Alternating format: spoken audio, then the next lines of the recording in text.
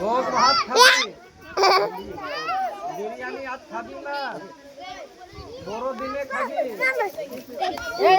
আস্তে আস্তে আস্তে শরীরটা কামড়ে দেবে। এটা কি দেখছো? বলে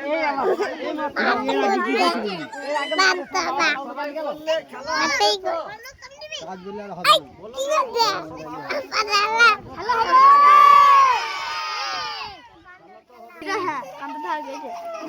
কাছে 2000 5000 নিবি, বস্তা করে চাল নিবি, তাহলে ভয় কেন করছো? আর ফকিরের মতন দিলে দিবি 50 গ্রাম 75 গ্রাম, আর খাবার মতন দেয় 10 টাকা 20 টাকা কেজি চা। খালাকে বুবুকে